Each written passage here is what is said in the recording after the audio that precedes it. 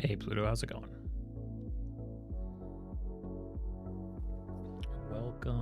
Welcome. Here we find ourselves again.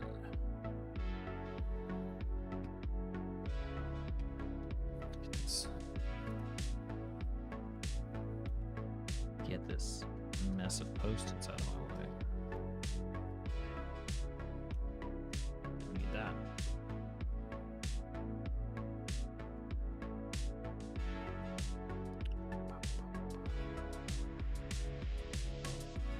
But I do need that. Okay. Writing some more today.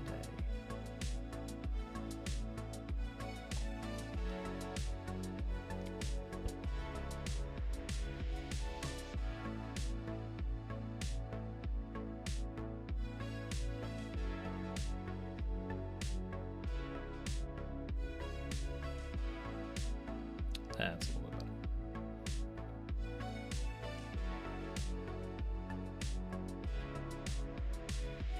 Alright, so I'm going to work on this one shot some more. And I think I've gotten to a pretty dang good place. And we have a crane. Crane's gonna hang out as well.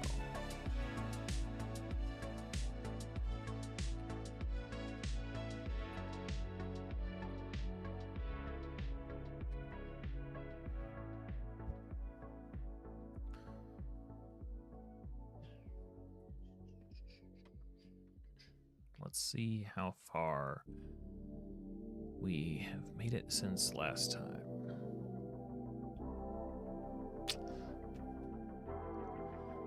A one-shot drop-in adventure for low-level play.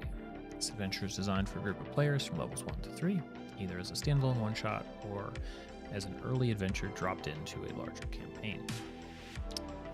During this adventure, your players will attempt to track down a missing family of zoologists, fight off a cottage full of curious creatures, and return them to their cages. Piece together the events that led to each member of the family disappearing.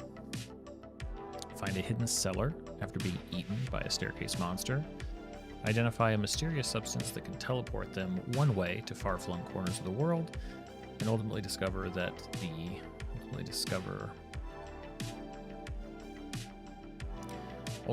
the missing family members traveled to the Feywild, where the party can then choose to follow. Hey Connor, how's it going?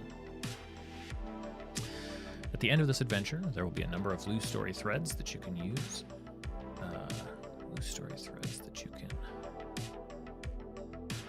That you can use to run more adventures. How about at your table? More adventures with your group, with your players. Okay. I can't complain. You know, I mean, I'm in my happy place. I'm making something, so I couldn't be more pleased. Then we have about the adventure, running the adventure, after the adventure, and a reference. Tidied up a little bit of this. Okay. Story so far. This section details the events that took place before your players show up.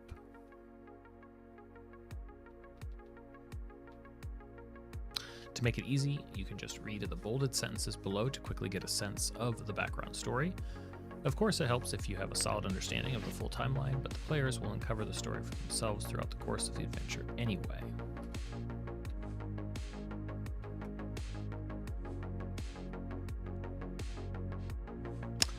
So, about 10 years ago, Charlotte and Cyril Goodwin loved researching strange, exotic, and curious creatures together. Almost as much as they loved each other. I think that works. They also had a young girl together named Violet, who grew up just as curious about the world as they were.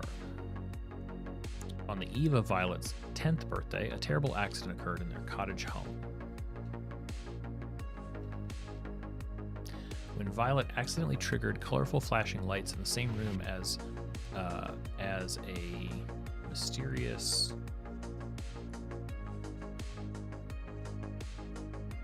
substance. It lashed out, enveloped Cyril, and teleported him away.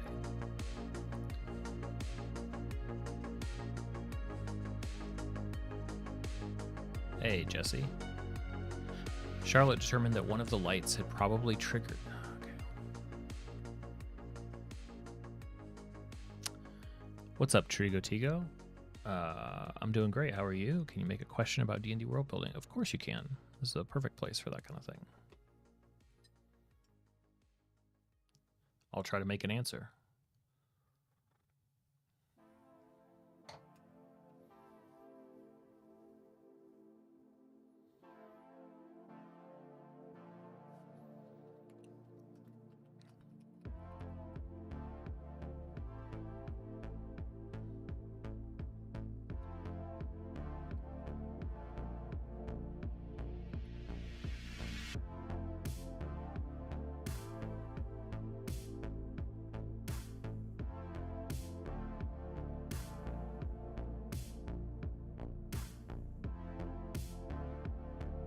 Charlotte determined that one of the lights had probably triggered the substance and decided to hide.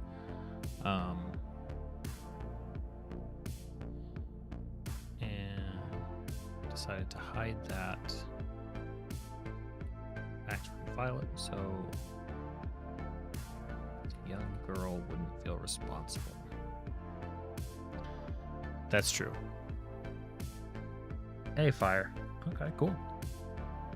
That just means you're the coolest person on the bus. Not long after the accident, and with Charlotte more obsessive in her work than ever, Violet moved in with her aunt and uncle.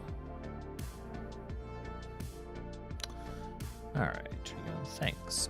As well, struggling to learn how to create a homebrew world. Okay, you have the systems in your head, know how you want to start and end the campaign story, but I'm having a rough time how to do it. Going general to specific or the other way around. So you'll find different perspectives on this. I don't actually think you need a whole world to run a campaign. I think all that you really need to run a game is your next session. That's it.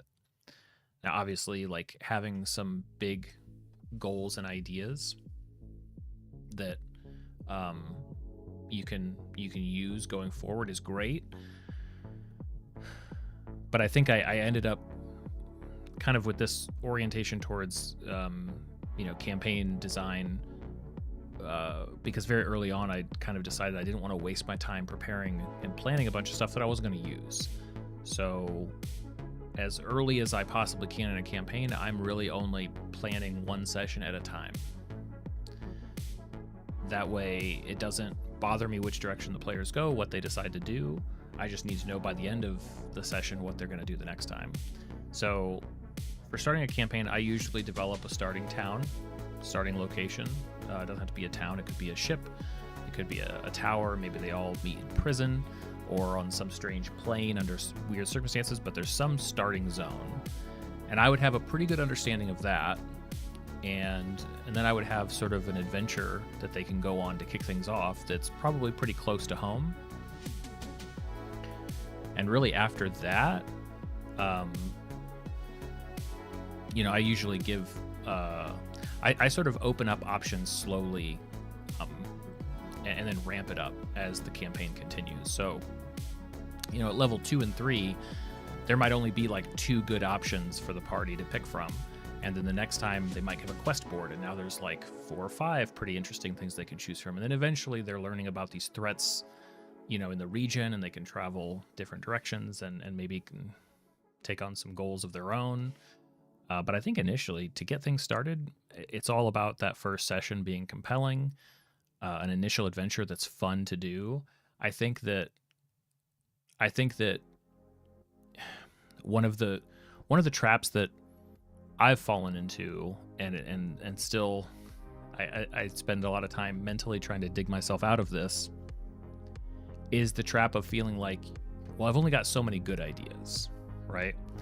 And so it's like, okay, I'm going to build my world and my campaign, And okay, it's going to be this much long, and I've got like, I don't know, 10 good ideas. So I'll divvy that up into 10 chunks, and that way there's always a good idea, and I spread it out. But these are the only ideas that I have. And I think that's an unhelpful sort of pattern of thought. I think that in reality, or not in reality, I think the better way to go is, it's like, use your fine china. What's the idea that you're most excited to do with a new group, a new campaign at your table, and then do it. And then there's going to be kind of that panic of like, well, I don't know what to do next. It's like, that's great. Well, now you're going to find the next great fun idea. But the momentum and the energy and the fun that will generate from you using your good china, using your ideas that you're holding and saving for later for some perfect situation, just burn them. Just use that, get that on the table. There's always more ideas out there. There's always more exciting things. And once the game is rolling, and once the players are involved and adding their own elements, and it becomes their story just as much as it is yours, there's going to be a whole set of new ideas that now that you've freed yourself from having to like plan and prepare for this idea way out there, you use those good ideas, and you go, oh, where do I get more ideas from? Well, let me just scoop up these ideas that are present, at the table because of this party in this unique set of characters and what they're doing. And I think that's a machine that can generate, and then you can come back to the stream here and the community, and we'll help you brainstorm the next awesome idea. And then you're just trying to stay ahead of a wagon on fire being pulled by. Then it's just about try to keep pace with an awesome game, which is a good place to be in.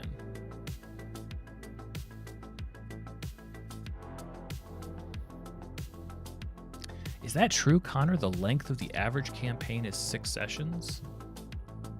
Do you have that? Was that like a poll done somewhere, or is that just sort of like a common wisdom? Because like most campaigns don't finish. I assume most campaigns aren't that short. I assume that's like most campaigns fail. Not fail, but like they fail to pick up the speed and keep going.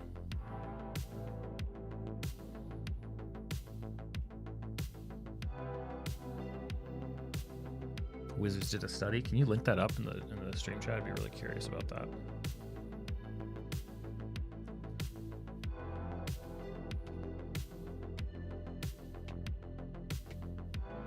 Yeah, Trigo. I think I'm sure you have like a couple of ideas that could be implemented early on in the campaign, and just go for it. Just use them. They're awesome, and they deserve to be on the table, and your players are going to love them.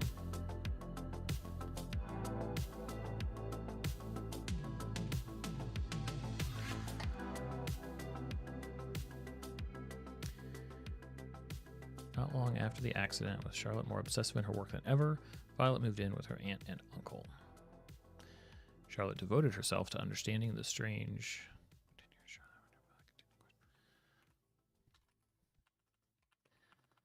Meanwhile, Charlotte devoted herself to understanding the strange substance and discovering precisely where it may have teleported Cyril.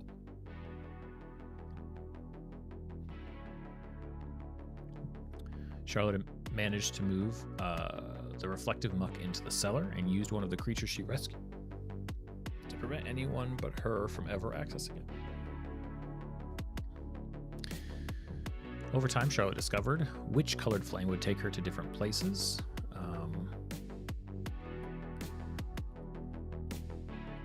And mapped them.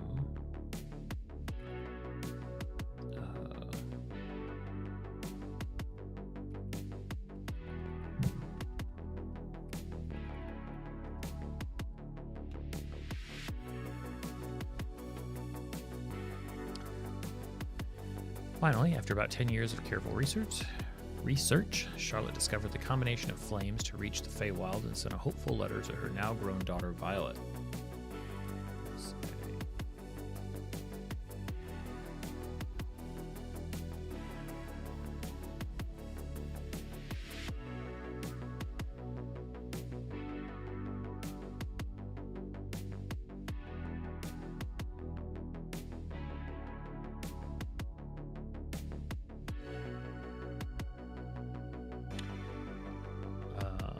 letter mother brought Violet to town quickly, where she found her childhood home empty and the local authorities unable to help her. Plasma soup.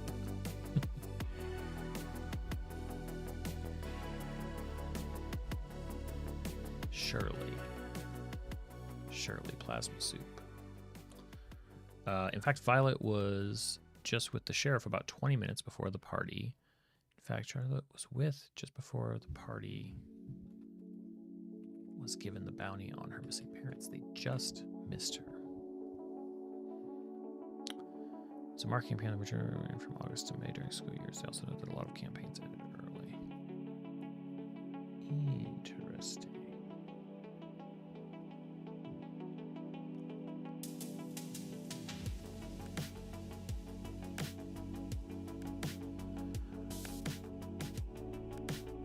While the party is learning of the bounty and taking the case, is learning of the bounty and the details of the case, Violet is busy fighting her way past the monster staircase to reach the hidden cellar, follow her mother into the Feywild.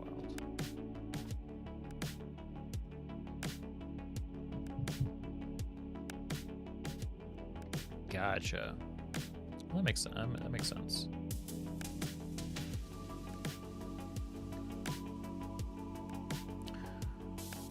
Okay.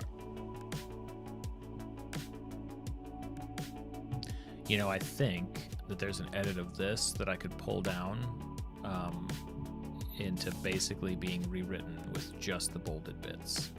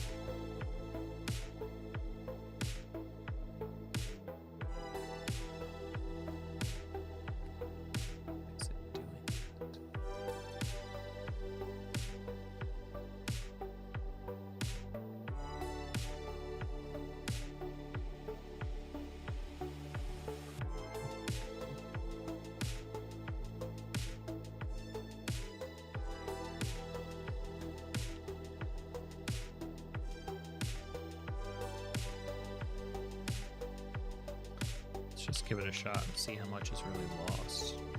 Obviously details, but I'm not sure that the details are super important.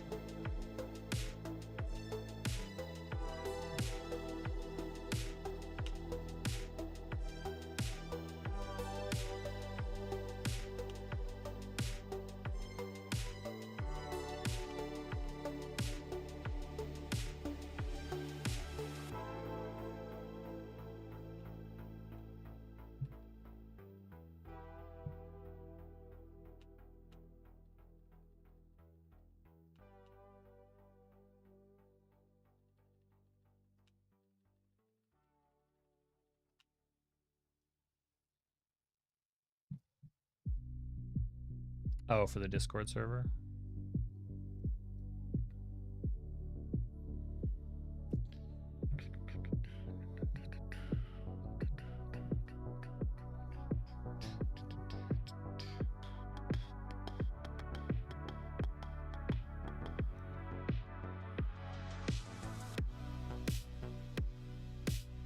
Well, they're just so many permissions, aren't there?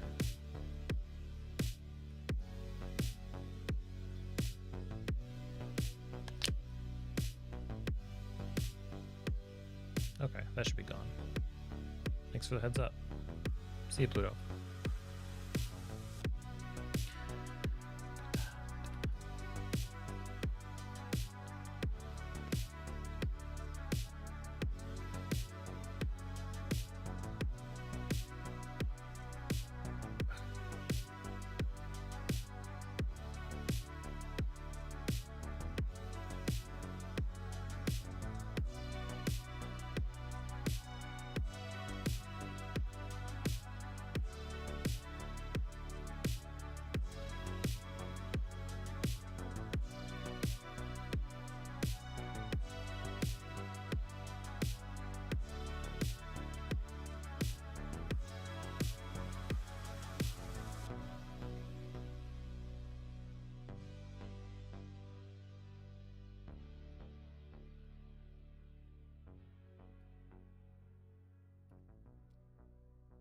Jag stream chat. 417. I mean, you may, yeah, it may be because of. I'll check it again. Default permissions.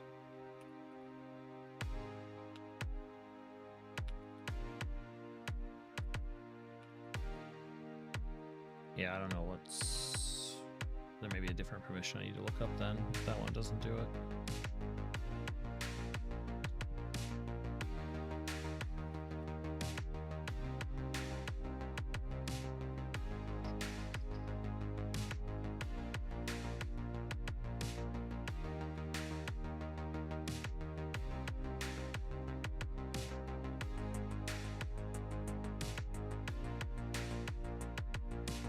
Gotcha.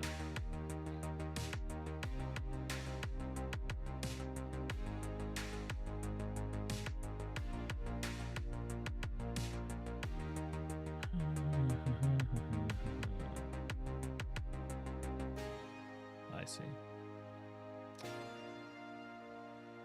Yeah. See you later.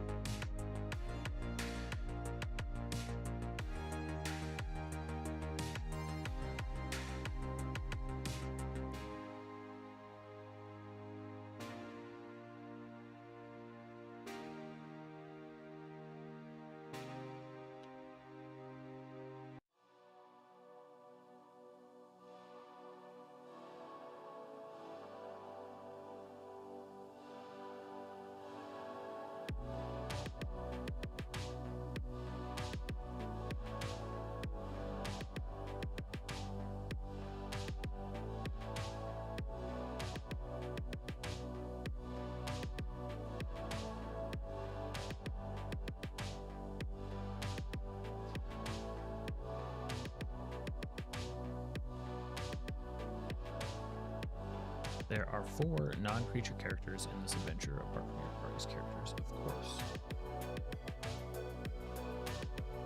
Hey, Teresa. For rooms, you tend to just give focus points. Smells only, sounds of scratches, and players see a pair of eyes on the back wall. Yeah, I like that.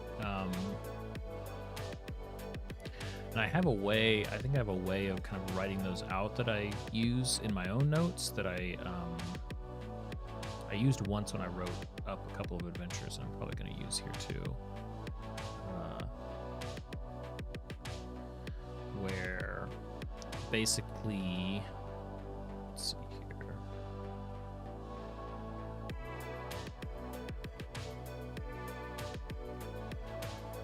Oh, no, it's good.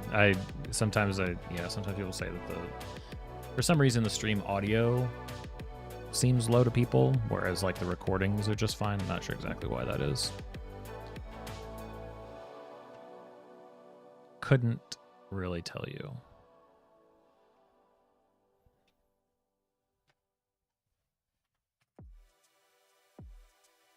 But I like that calling it focal points. I think I tend to think of it the same way.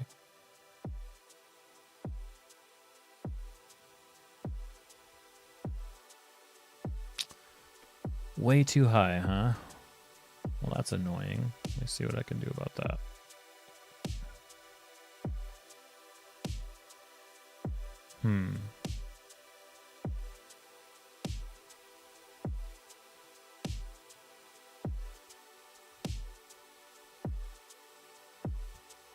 See if I have some sort of, maybe it's a, maybe I should ease up on the compressor. I mean, I'm right on top of this mic, which is, I think, pretty much the way to use it. Maybe it's a noise suppression thing. Not sure why it's doing that, or...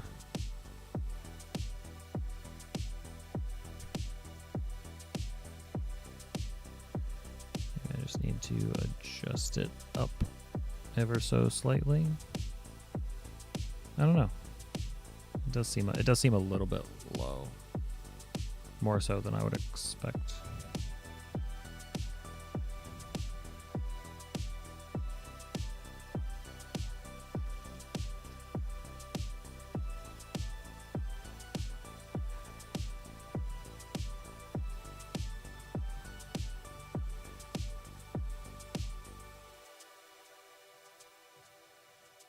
Maybe if I nudge it a little bit, that might help. Small adjustments over time. We'll see. Don't want to crank it up too much. And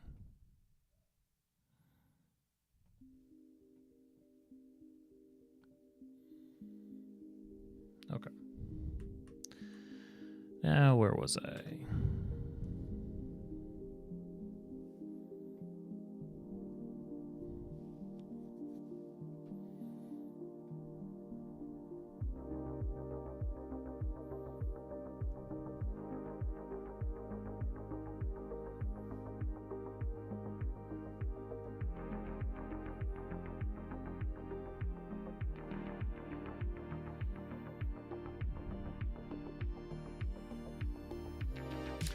Okay, so there are 4 non-creature characters in this adventure, apart from your party's characters, of course. Sheriff Hobbs plays a role in the recommended hook that starts the adventure. See hooks into the adventure. 15% better? Okay. The use of movement helps engage players too, as humans focus on movement. Yeah, especially, so the big idea of this one-shot... or one of the big ideas is sort of divided into 3 parts, but the first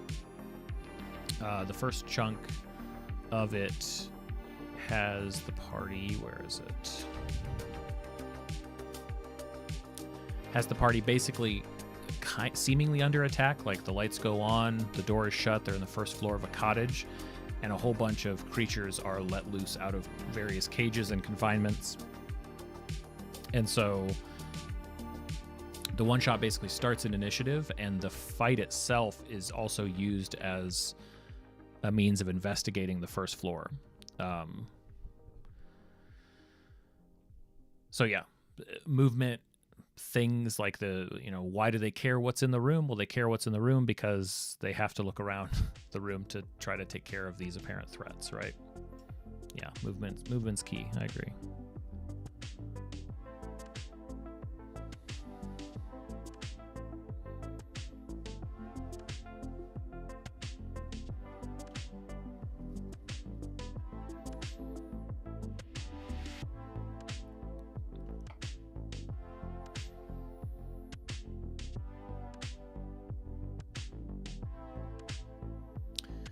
Okay, so Sheriff Hobbs plays a role in the recommended hook that starts the adventure. See hooks into the adventure. True, yeah. How to escape. Well, the context also matters a lot too. It's not just straight up being attacked in a room, but here. So this is what I'm working on is a one-shot for players level 1 to 3. It's also could work as like a drop-in adventure. And in this short adventure, I'll put that in here. Yeah. During this adventure, your players will attempt to track down a missing family of zoologists. Hey, Reese, how's it going? Your players will fight off a cottage full of curious creatures and return them to their cages. Piece together the events that led to each member of the family disappearing. Find a hidden cellar after being eaten by a staircase monster. Identify a mysterious substance that can teleport them one way to far-flung corners of the world. And ultimately discover the missing family members traveled to the Feywild, where the party can then choose to follow.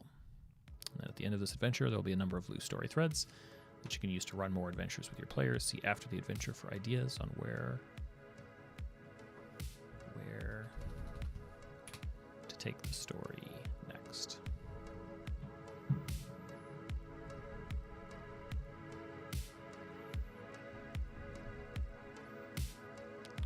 Reese, it's good to see you. Also, just so you're aware, there are now member emotes. Against my better judgment, supporters now have access to a handful of emotes during the stream. Actually, I bet they work during channel comments as well, or video comments as well, but I haven't seen those yet, but I'm sure I will.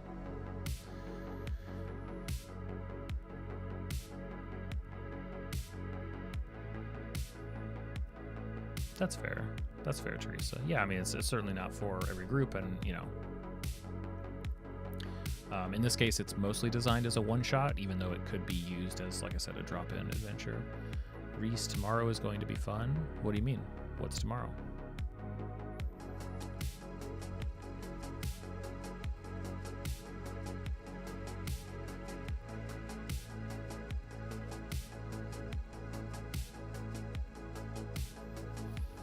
The Goodwin family are entirely in the background of the story. Unless you use the characters in an adventure that continues after this session, there's a high likelihood the party never even meets any of the family members. But their background information is still included here, so you can have a better sense of them as the party pieces together what they can about the family as they investigate the cottage.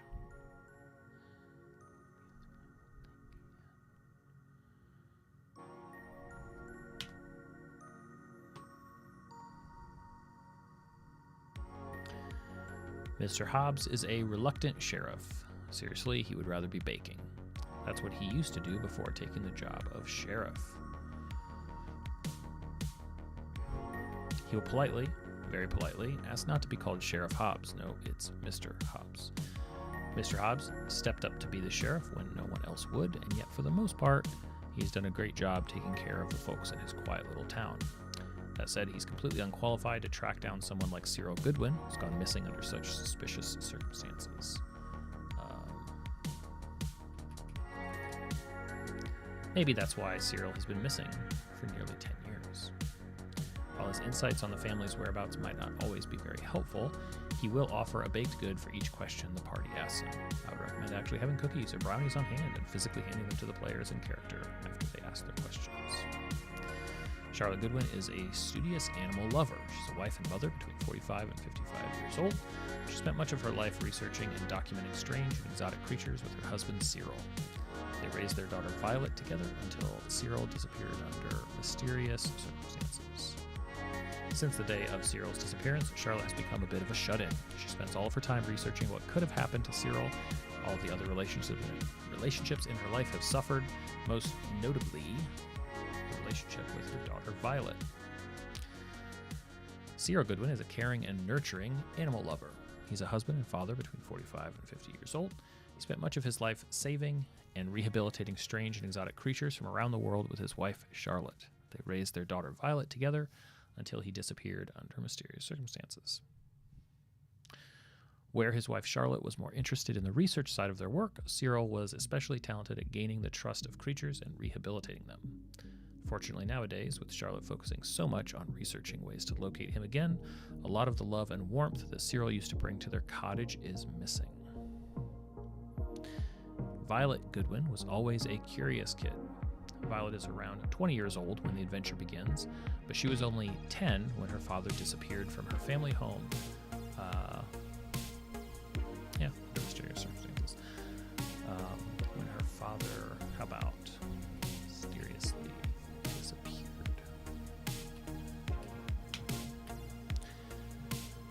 Violet never knew exactly what happened and moved to live with her aunt and uncle after her mother Charlotte started to lose herself in her research. One way or another, Violet returning to town after receiving a letter from her mother is the catalyst to this adventure. The party will inevitably be chasing the breadcrumbs she leaves behind, as Violet also chased down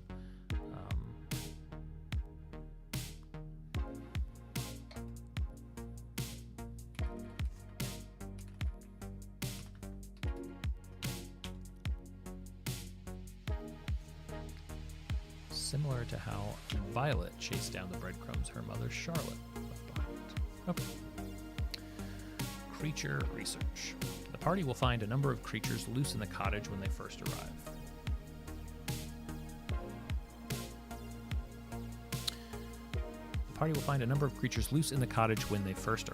Each one was found at some point by Charlotte Goodwin over the last 10 years. Understanding the creatures will help the party understand the nature of the disappearances. The notes below are taken directly from Charlotte's own research. These notes can be helpful when it comes to role-playing as the creature starting in the fight in Part 1. For detailed stat blocks of each creature, see stat blocks.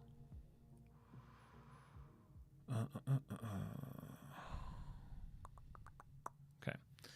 Choosing the monsters. How about...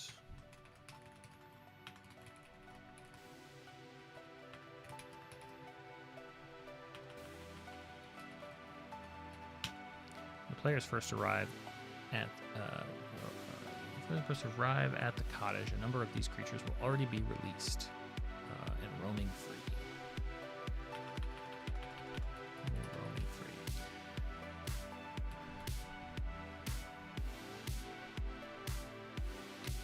It's up to you how many creatures are out using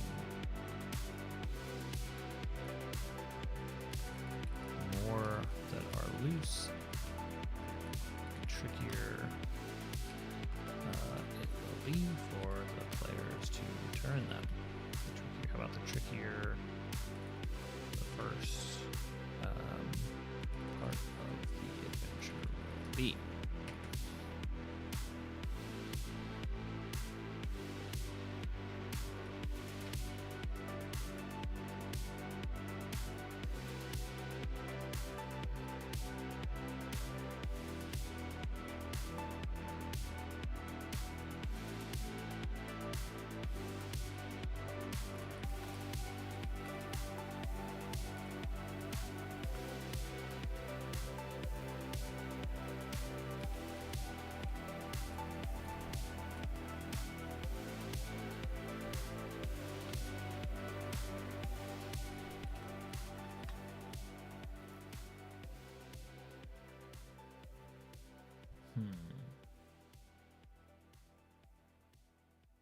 I'm not sure how I want to do this yet.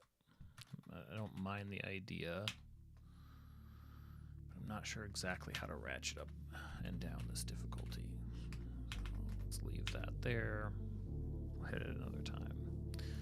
Okay, so we've got the Feral Echo, the Psychic Octopus, Toctopus, the Slagler, the Pilfer, the Greedy Beetles, the Moji, the Monster Staircase, and the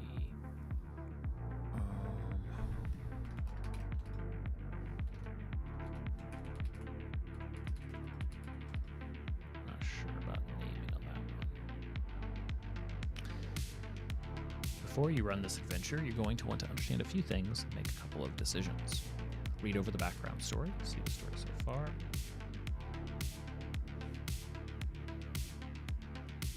Yeah, that makes sense, Teresa, for sure.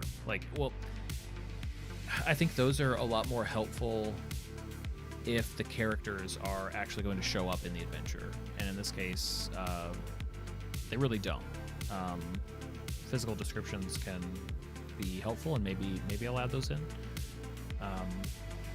But it's not until the very end of this little adventure that any of them are even seen, and it's sort of up to the dungeon master if they want to take the story threads and have the players meet them and continue on with them. So, yeah, may or may not have the Sheriff Hobbs, or Mr. Hobbs, could probably use a description though, or like a physical description.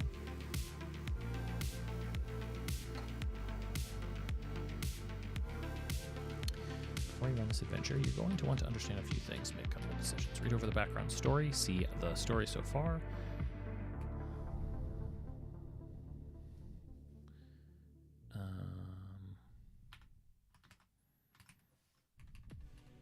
Or at least bolded sentences.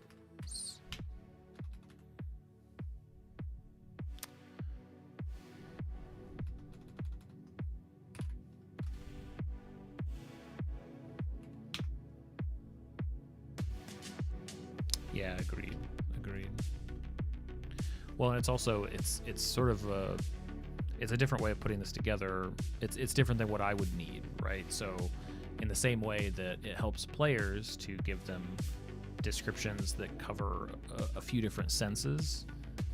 One of the reasons that that's useful is because different people process and imagine a location in different ways. So physical descriptions are going to work for some people, sights and sounds and smells are going to work for other people. Giving a purposeful description, like what the room is for, that's going to work for other people. And I think it's the same thing for dungeon masters when it comes to sort of providing a description of an NPC that they could use, like, who they are as a person.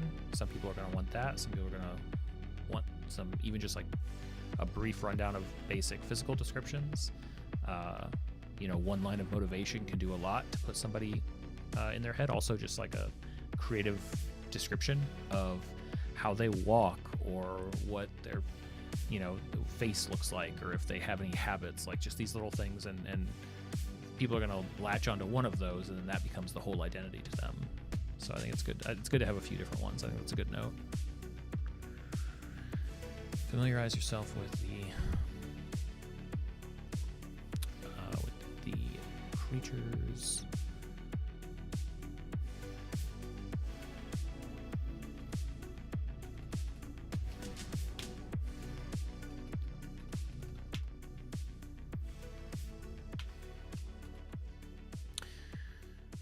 Choose which creatures are already loose when the players step into the cottage for the first time.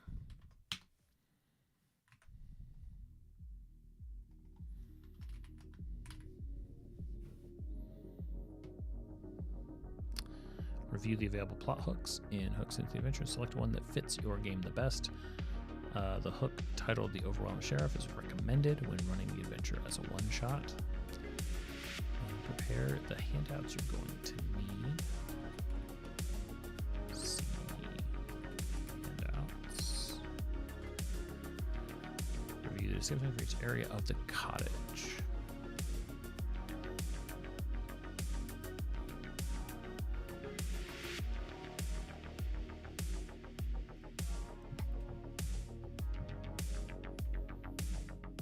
That makes sense.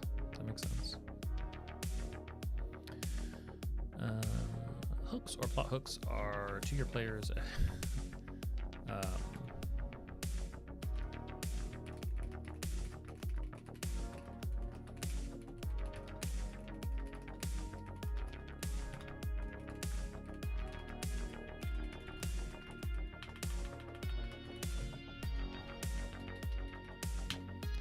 Below you'll find.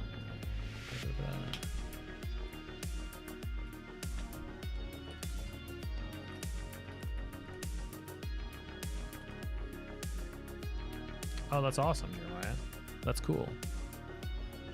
What's the big idea for the cryptids? What has you most excited about it?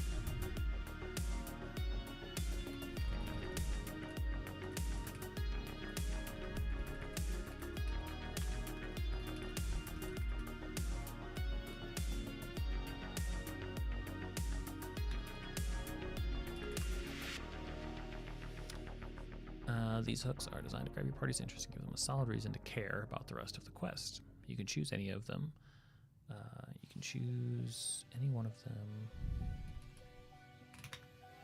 or mix a couple of ideas together to create a hook that's perfect for your group. The first hook below is designed and recommended. Is recommended if you're running this as a one-shot. It's specifically designed for time and keeping the adventure to one session only. About to a single session. Time isn't a factor in your game, or if this adventure will cover multiple sessions in your campaign, please feel free to consider the other hooks. Just love cryptids. Wow. That's as good a reason to spend time with an idea as any. Then I would just say try to find ways to highlight the things about cryptids that you love so much, whatever makes you particularly excited about them, you know?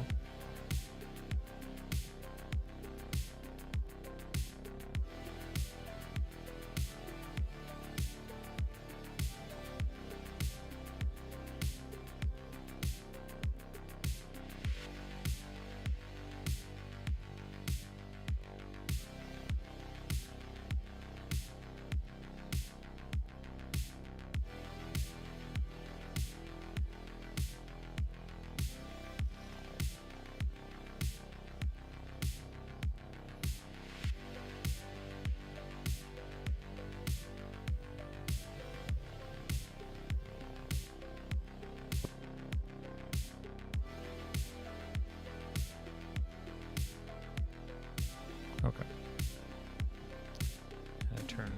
Turn on some noise suppression again. Hopefully it doesn't turn me down too much. No, it looks okay. Okay.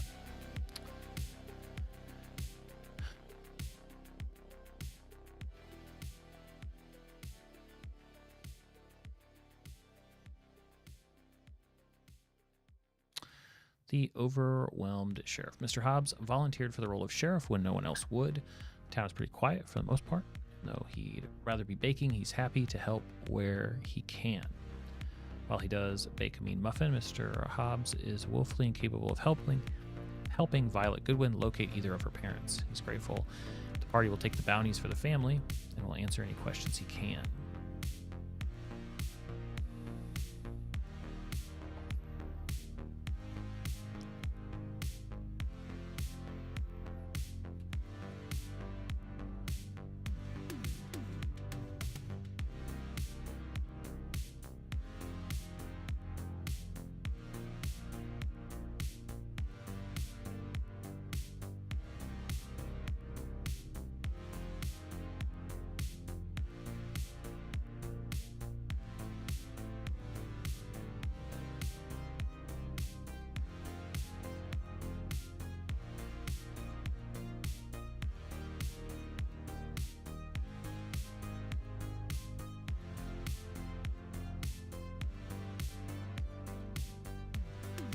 For alternate hooks, middle of the quest board. It's pretty hard to miss a missing.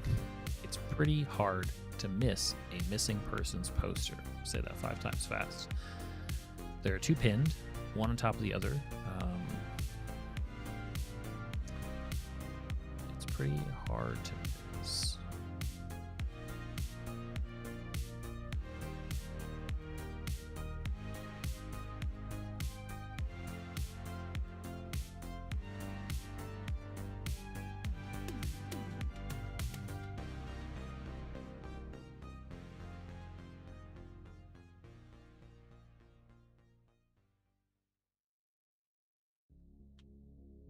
One poster shows Cyril Goodwin went missing almost 10 years ago.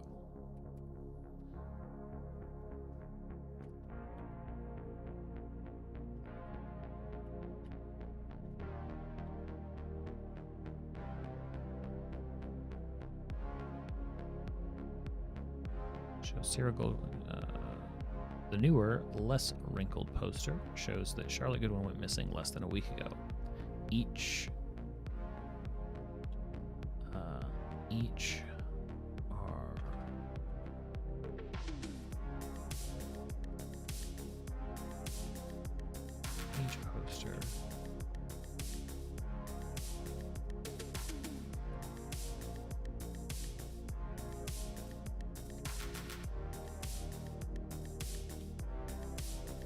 Cryptids are cool because they all have their roots in real animals, but I think if we take time to see the creatures that do exist, we'll be equally enamored. Interesting. Should have a quest but thought up in that hook where the butler asked a party member to come with them because they look like one of the missing nobles. Yeah, that'd be a cool way to do it.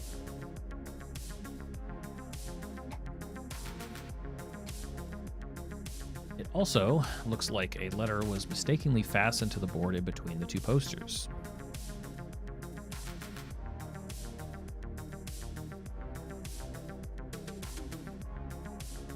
Did someone mean to leave this behind? It seems to be a letter from Charlotte Goodwin to her daughter Violet, and it has a number of clues that might just give the party the advantage when it comes to tracking down the missing family members and collecting the 500 gold piece reward.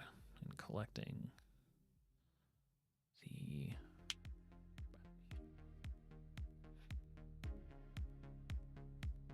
letter from Violet. If the party has established itself as a, like how these are written. Let me do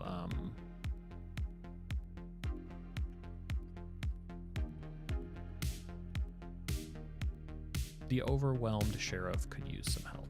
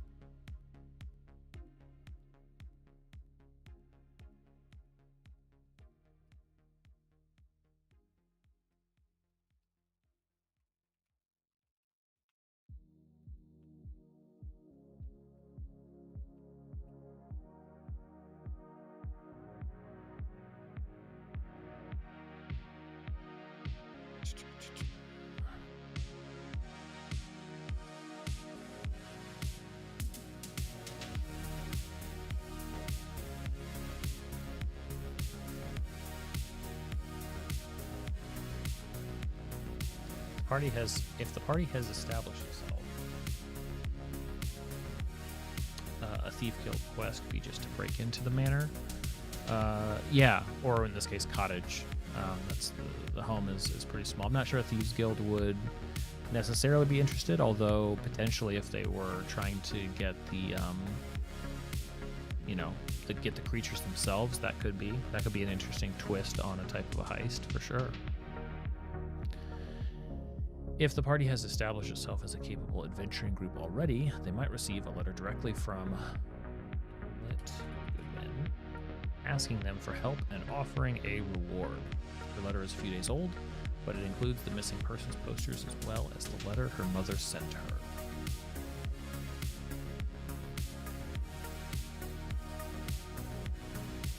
If your players are trying to track down a particular magic item or piece of equipment, perhaps Violet Goodwin stole it.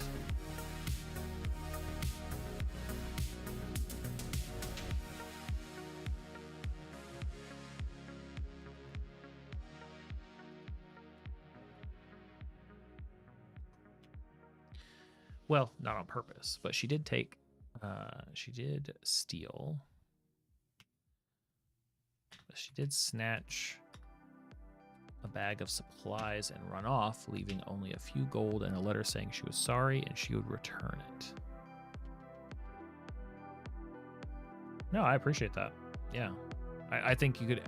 I think there's a way to twist it and make it actually work for sure. I mean, part of it depends on like what fits or is intriguing to a party and stuff like that.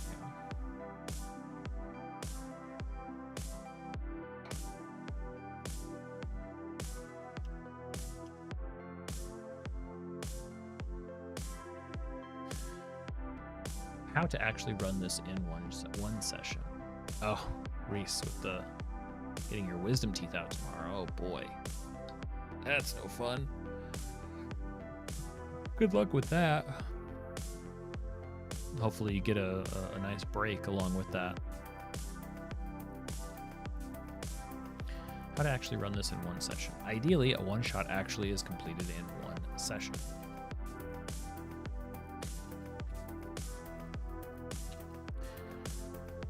This one-shot is designed to make that as easy as possible to accomplish. Think of it like a slip and slide.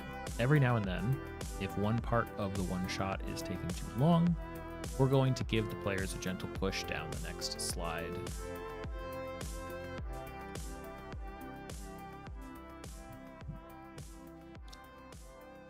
Every group plays for a different amount of time. For some, it's a 3-hour session. For others, it's 6 hours or more. Yeah, this will be filled out eventually. So for this, yeah, some sample, blah, blah, blah.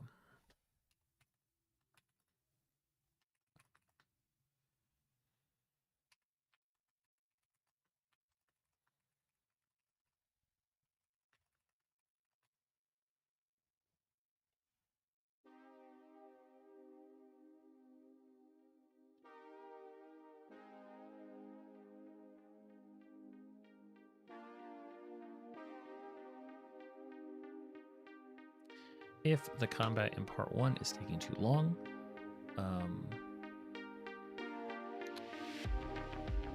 this is old info. Find the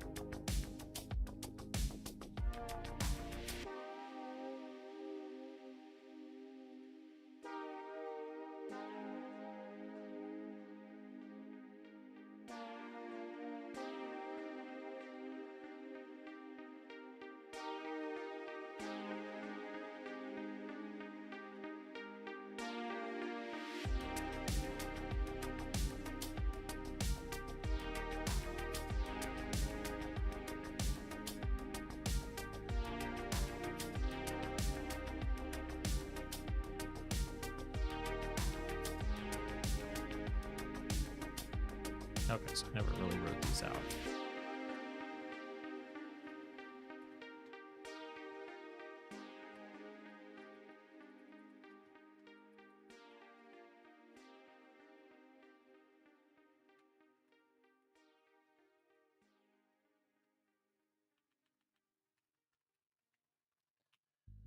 If the investigation part 2 is taking too long, the monster staircase should attack the party and try to pull them down into the hidden cellar. Get more details on that once everything gets written out. How to add this adventure to your world. If you're interested in using this as a drop-in adventure in your own campaign, that's great. It's designed exactly for that. There are aspects of this adventure that are made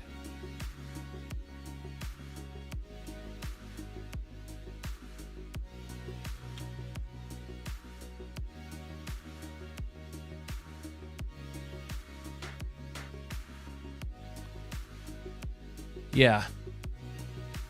I think I definitely like, my preference is for there to be some kind of spike or something that changes combat basically every round, even if it's in a small way, right? It's one of the reasons that in my games I prefer to run a variant of opportunity attacks that basically means if you attack somebody, then you're safe from opportunity attacks against them or from them, you know, for your turn. Because I want people moving around. I want the situation changing a lot. I want it to sort of feel like there's kind of heroic adventuring going on. In this case, the creatures in the cottage also have, they're all kind of very weird status effecty type creatures. So like one is creating sort of a big kind of mist that fills the room. Another one is sort of, you know, duplicating beetles that are going to be filling the space. One sort of controls emotions, or at least influences emotions. So they've all these creatures have these weird abilities that should, well, we'll see. I still need to start mapping it out, but it should create a situation that takes chaos, and as the party begins to contain the creatures or disable them, it should start becoming more stable, which in a sense will also be change every round or so too. The butler with D4 maids bursts in as a neutral combat party, attacking players and monsters alike. Exactly. If you're interested in using this as a drop-in adventure in your own campaign, that's great. It's designed exactly for that. The two main things you'll want to look for are, first, to review the available hooks designed to draw your characters into the adventure. See the list in hooks.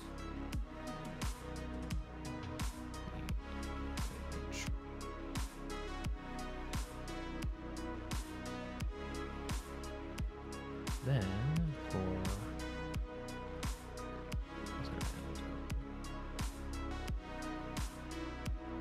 adventure wraps up.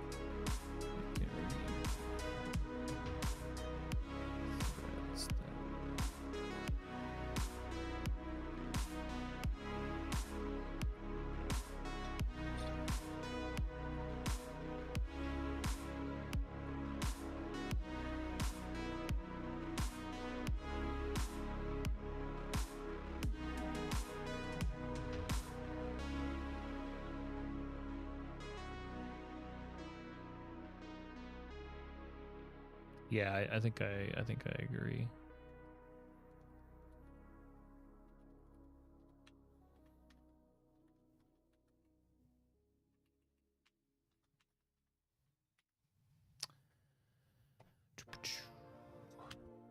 There are also a few parts of the adventure that are intentionally left customizable.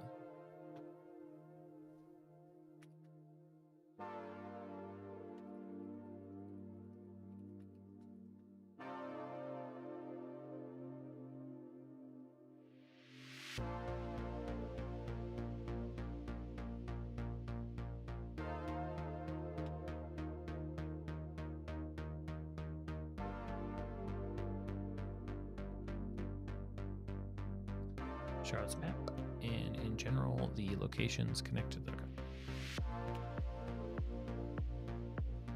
are entirely flexible. There are descriptions of places, but those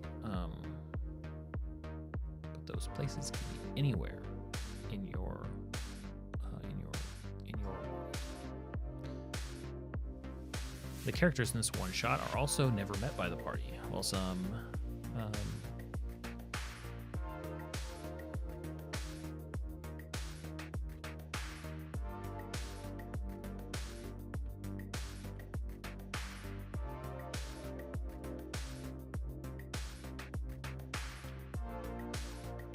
family that's central to the story of this adventure are also never met by the party. While some basic descriptions of their character motivations is included, it's really up to you to flesh out the characters in case, maybe in a future session, your players actually track down and speak to any of the Goodwin family members. Awesome. Don't actually I think I've covered this. I don't think I need actually that bit.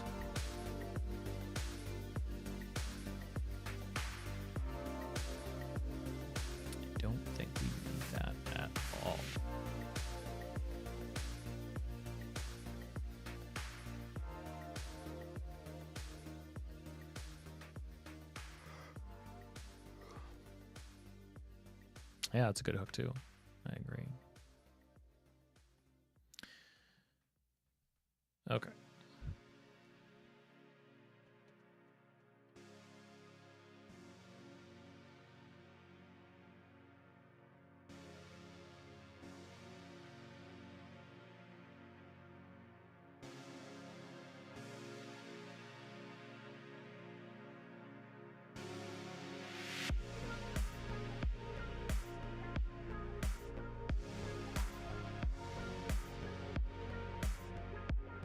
So I have a particular distaste for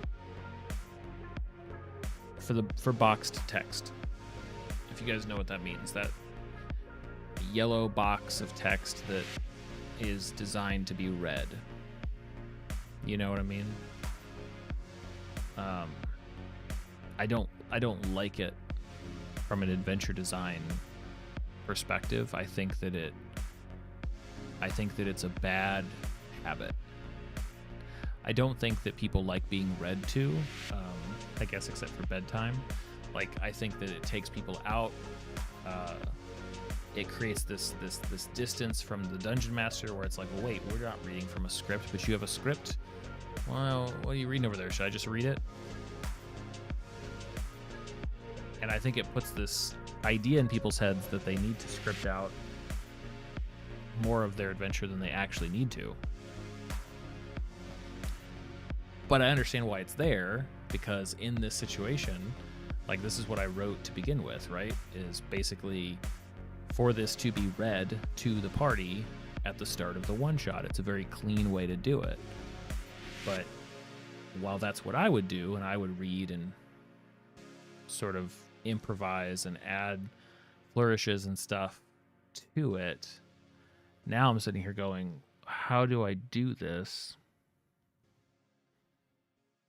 Okay, I think I know how to do this.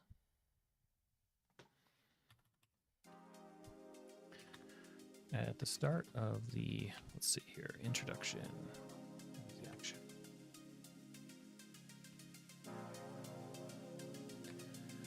We want to start in the middle of action. Middle of the action. So the players don't have a chance to run off in different directions and lose time. And so the players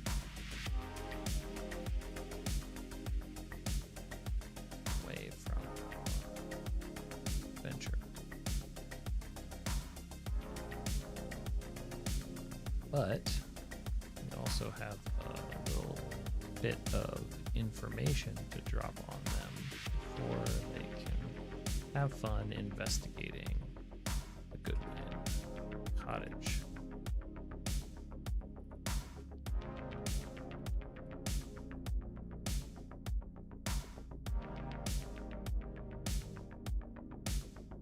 Right.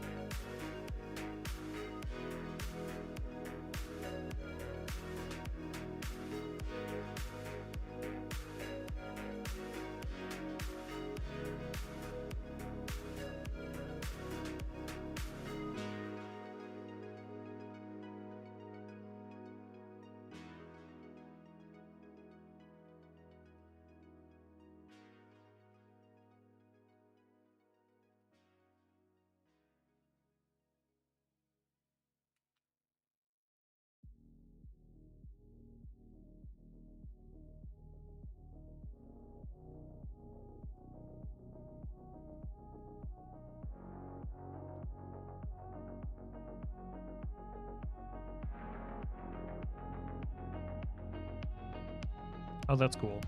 Yeah, I like that idea.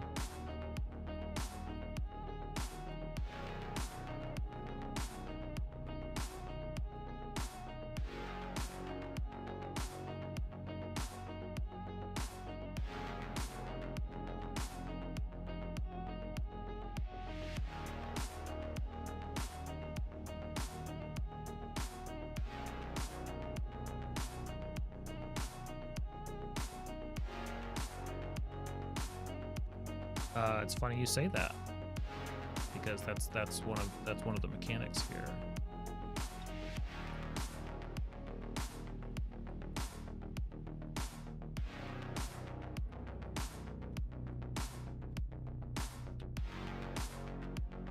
Okay, so I've got my sections.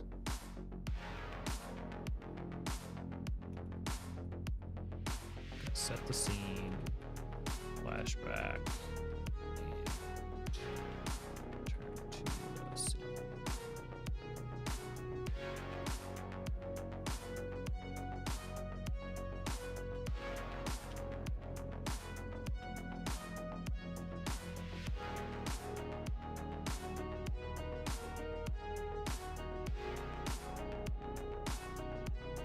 Hey, Construct. Still here. Can't get rid of me.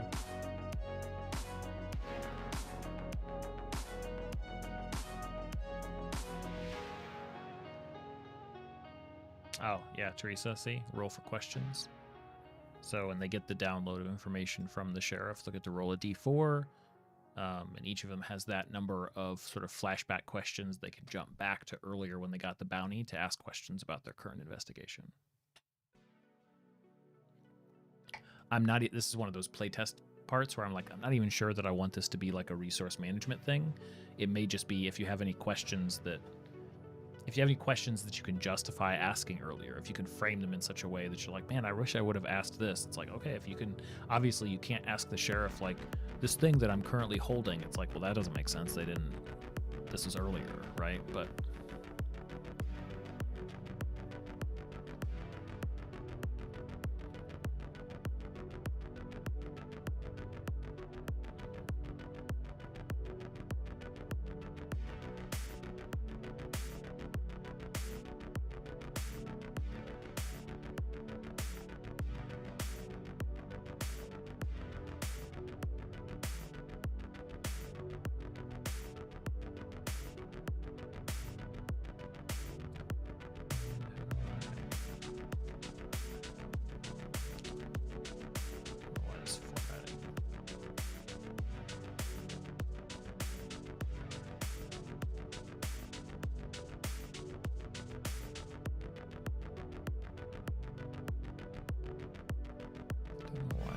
keeps losing my formatting.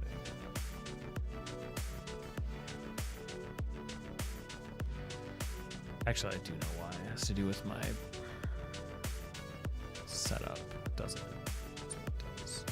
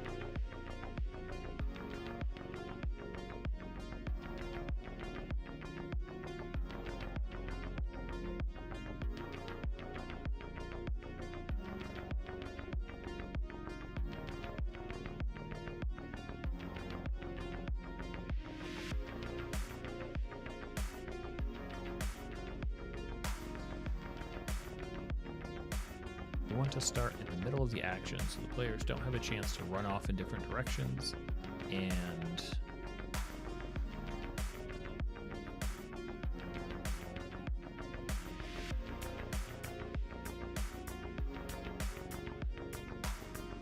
let's do this.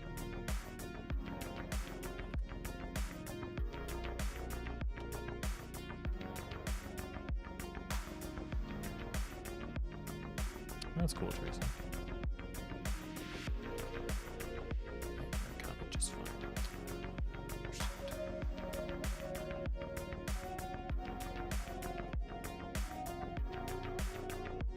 Oh, okay, there we go. Broke it. Cool, cool, cool, cool, cool.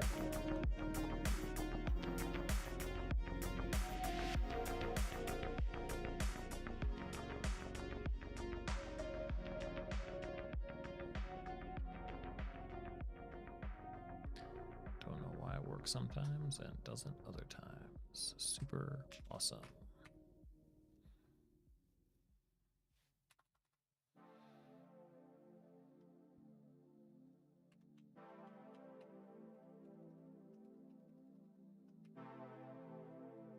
Yeah, I think that works a lot easier if the flashback mechanic is tied to a resource. That way they can manage it.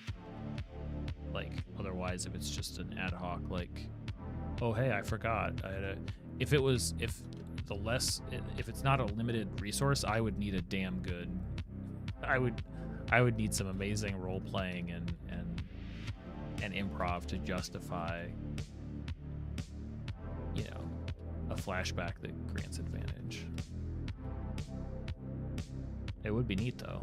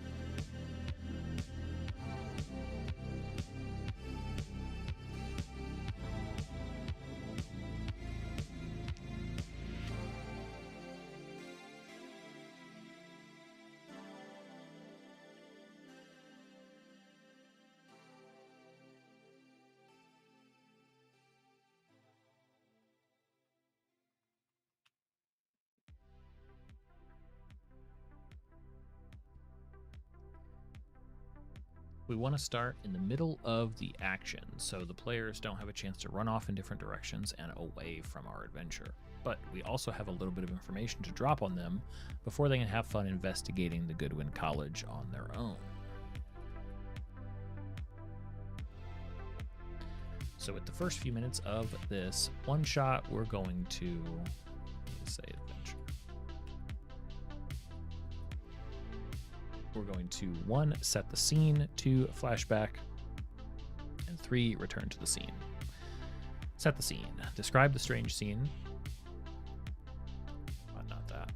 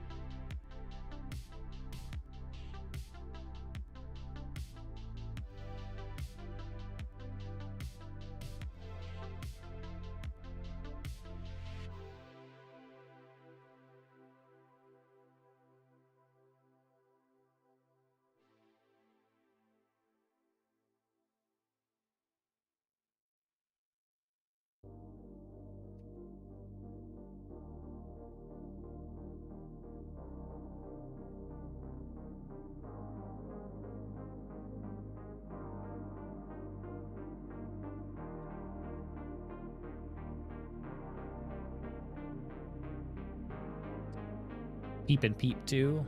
It's a fun username to say. First time watcher here. Well, welcome. How much real time would you spend describing a scene to your players? Is there anything that should be a priority to explain if you don't have a lot of time as a DM?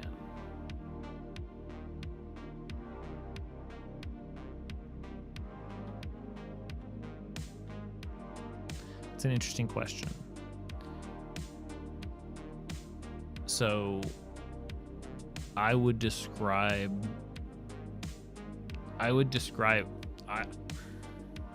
much time. It's going to be different in every situation. But I think I would spend time on sort of the basic senses, right? What does the space feel like? What does it look like? Sure. But also, more importantly, I think, is what are the characters' sense around them? What kind of anything that sort of anchors them to this place, right? Do they feel the sun on them in a forest clearing? Do they hear the dripping water in the sewers that they're exploring? And I would really try to make that punchy and efficient, because once players get a picture in their mind, anytime you spend belaboring it is going to quickly become boring. So try to think of a punchy way to describe it, and then don't be afraid to sort of think about it like a point and click adventure. What are the sort of hot spot clickable areas in the room, in the space? And that space could be the room in the dungeon. It could be a map of the forest. It could be the entire starting town. So if I was to take the sewer example, right?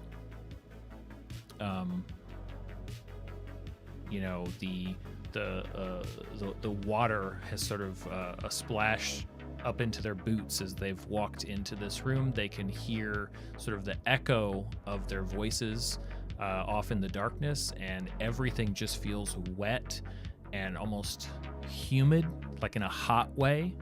That gives, okay, so we're in the sewer. And then I might say, looking around where you are, there's a pathway to the north. There's also a gate that's broken that seems to slope down and looks like there are bones down that direction. And you also see a pile of rats sort of covering what you hope isn't a body on the other end of the corridor, right? Like, just giving a couple of places where it's like, okay, do we go that direction? Should we investigate down in the hole? That sounds terrible. The rats, maybe we don't even care. Like, that's usually enough, because then you're going to start getting people saying, well, I want to do this check, or I want to look into this, or I want to whatever. Get in, make it count, and then sort of lean back and let the players kind of explore, right? Saskatoon Shade Carlton, welcome to the stream. Hey T. Engaging the five senses for sure.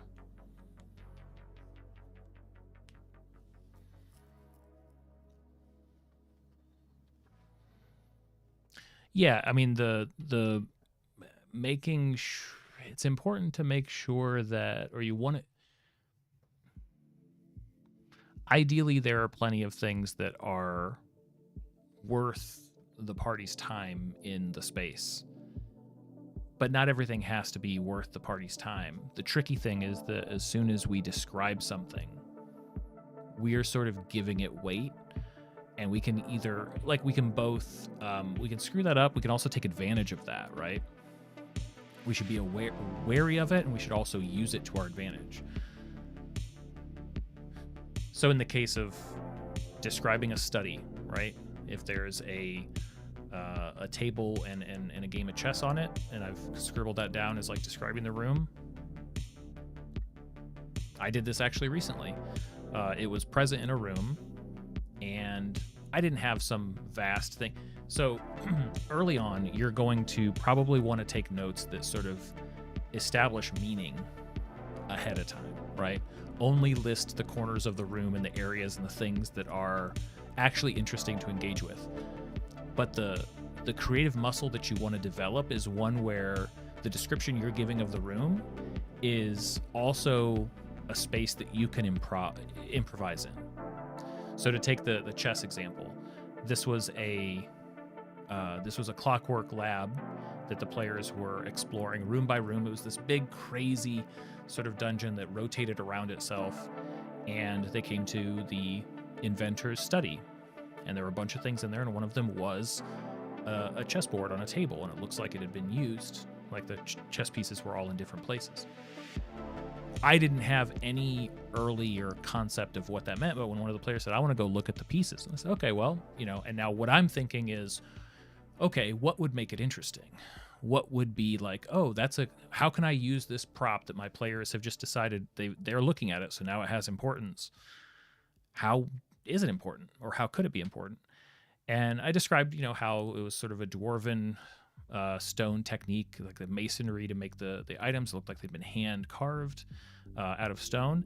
And there was a piece of parchment next to the thing that identified the person who they knew was the inventor, and some kind of like strange, like clockwork sounding name, like letters and numbers with like 100 marked wins to 0 wins on the other side. Again, I didn't think of that ahead of time. I just thought like, ooh, this would be interesting. And to some extent, the character of that like really kind of wizened automaton, wizened clockwork creation came from that chessboard being there and the players investigating it. And Bruce is here. What are you doing, bud? You know why? He's exploring because Crane's in the bed back there. Too many cats.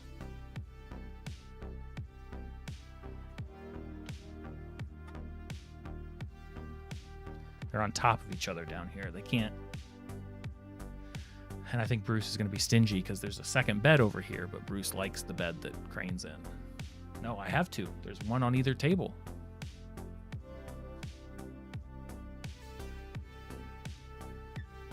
But Bruce is a big bully. And he wants what he wants.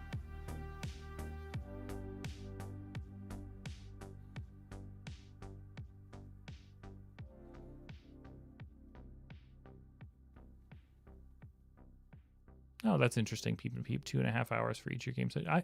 That's not, I think most of my sessions are sort of on the shorter side too. Oh yeah, Bruce is constantly exploding with cat hair. It's everywhere. Everywhere.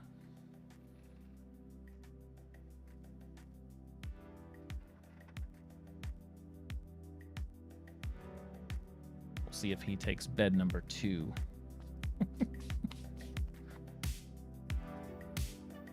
Hi, Geeky. Welcome to the stream.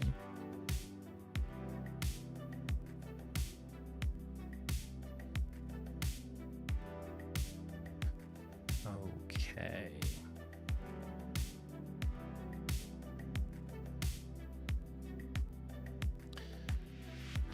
So I originally wrote this. To be read, but I think I'm going to rewrite it. Yeah, see a construct. Even though it is harder to do, I'm not sure that I want to propagate this idea that things should be read at the table to groups. I don't think that that's a good thing. I think it's a bad habit.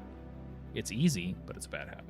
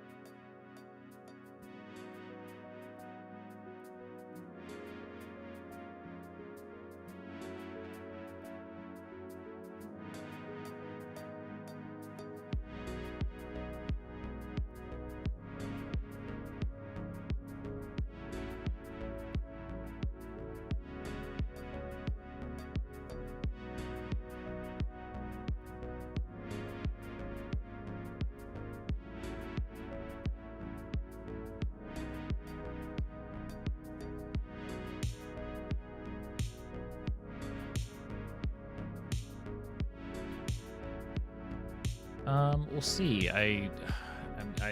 It's either going to be crafting or writing. I'm not sure. Kind of depends. I've been sort of in a writing mood the past couple of days, so we'll see. And I'm been making some really good progress on this document. So don't know. Hey, Lux. You responded to the group.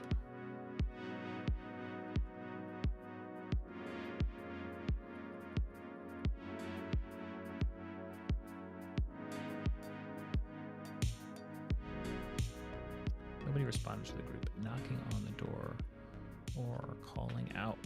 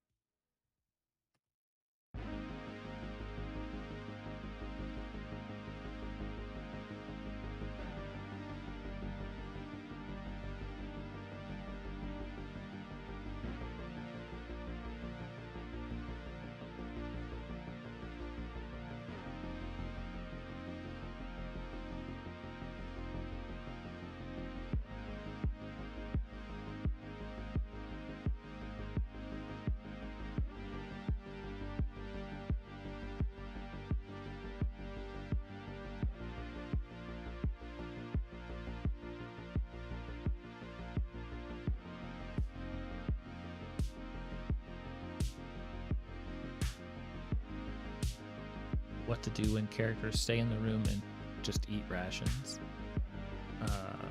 Sure, I guess they could.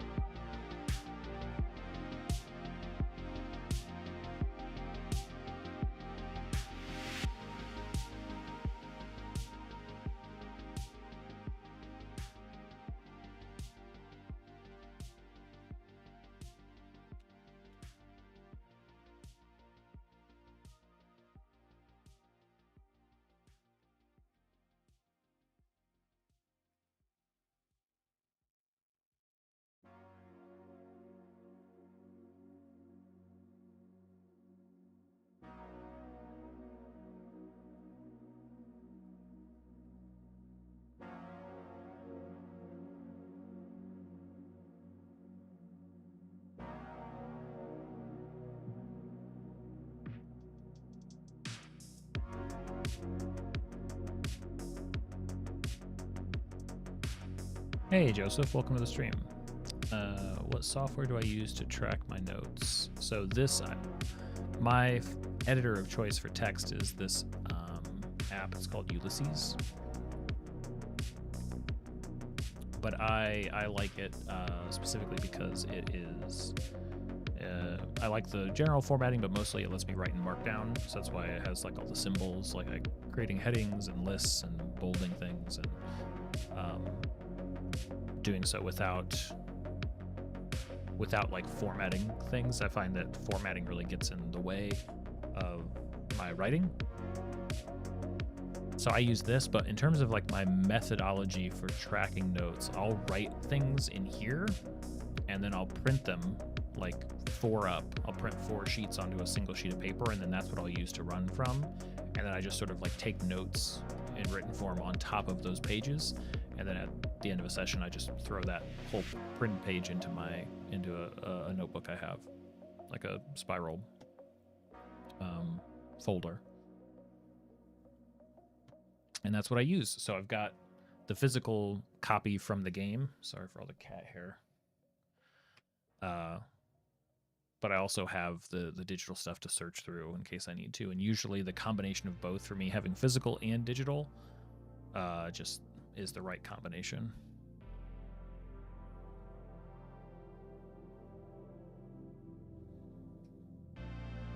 Cool.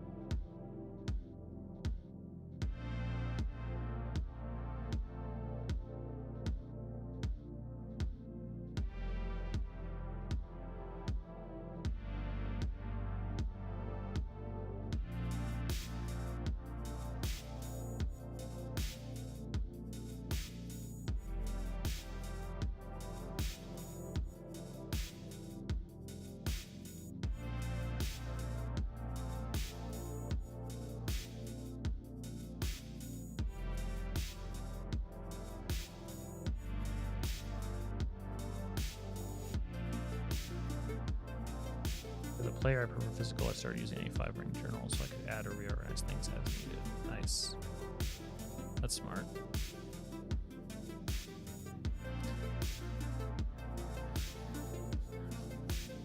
Players find themselves in a dark room as they hear a heavy door swing shut behind them. They're standing in the first floor of a pleasant cottage home.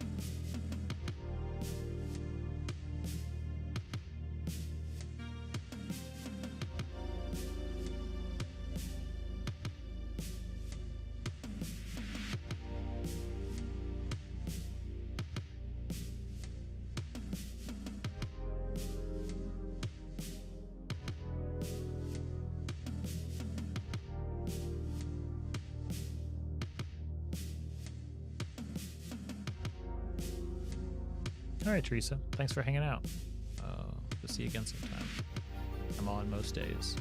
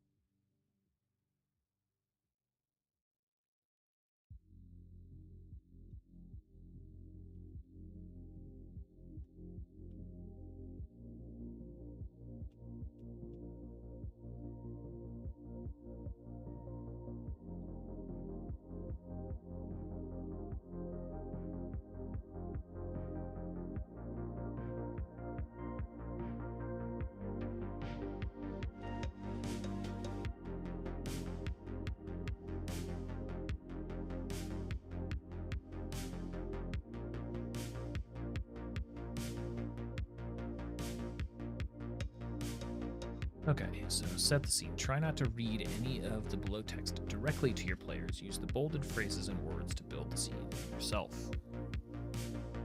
As the party gets their bearings, they look around and see that they are in a dark room. A heavy door has swung shut behind them. The boarded up windows block out most of the light, and while they have heard no voices in the darkness, there is movement. Movement in the shadows, and the sound of something slithering around on the ground. Everyone in the room is thinking the same thing right now.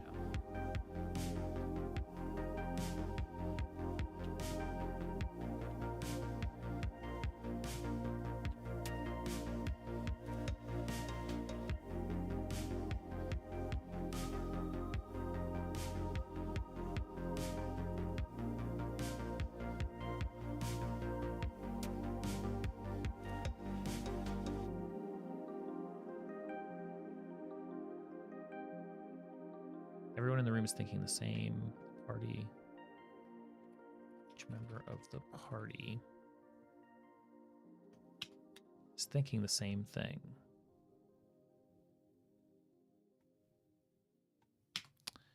Each member of the party is thinking, this doesn't feel like a safe place to be. Was this all a trap?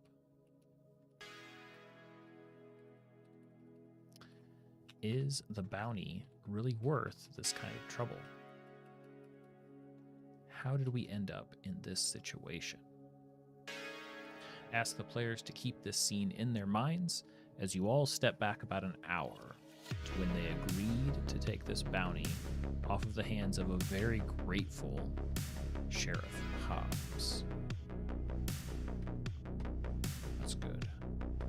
Feels that's a good first draft.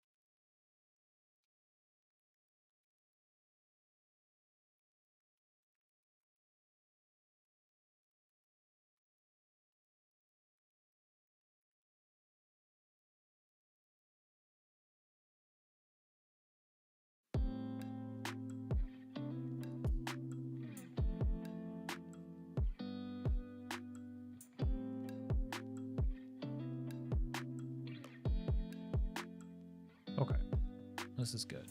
So we're still fleshing out the introduction, but I think thinking through how to sort of set the stage and hopefully empower a DM and sort of like really carry things into kicking off initiative, which is the start of part 1. I think this is worth thinking through, because this is really like reading through this should put us right in the mindset of the players as we start the beginning of the one shot, I think. And I don't think it's too much.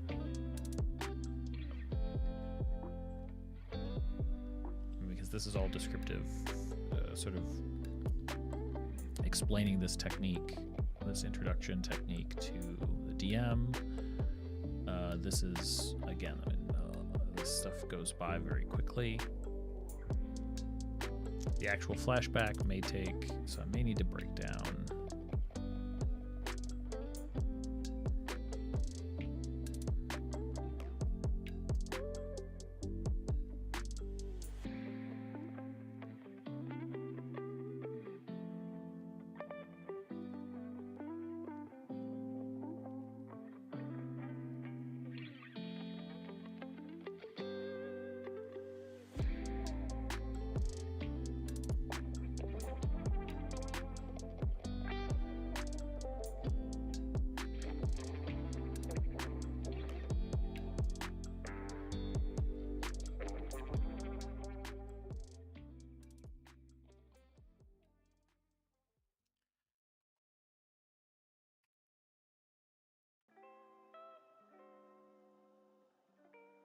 I guess it would be on the low end, 4 to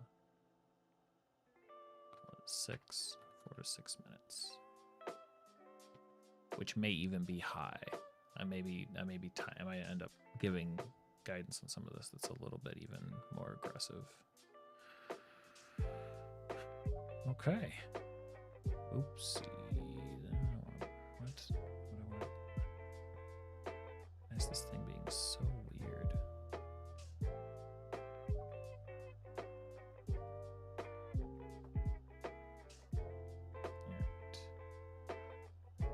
Okay. Crossed over into 9,200 words. Should come down a lot as we keep editing and pulling, reducing and editing and rewriting and condensing. We also added a huge chunk that I think I'll reread and rewrite later. That, I mean, basically, it doesn't quite nearly duplicate the story so far, but I think, 1,000 words to get a sense of the story so far versus less than 400. Yeah, that 400 is pretty tempting. Anyway, thanks everybody for hanging out. This is a good one. Lots of good conversation. Fun to see new folks. There's a link to the Discord if you're here and hang out with all these great people that you've seen and chat about the stuff when I'm not streaming. That's over there. I also have a stream schedule, which I need to update, but that's the link for when I plan to stream. You can see from the last couple of weeks, I basically stream every day. Tonight might get a slightly later start. And I don't know yet whether I'm going to be either crafting or continue to work on this because I feel like my voice gives out. I feel like I'm in a really exciting place of like I feel like I'm finally getting into the meat of this one shot. Fewer and fewer changes as I read through sort of the introductory stuff, and that's cool. So we'll see whatever I feel like. And hope everybody has a great few hours, and I will catch you guys later on.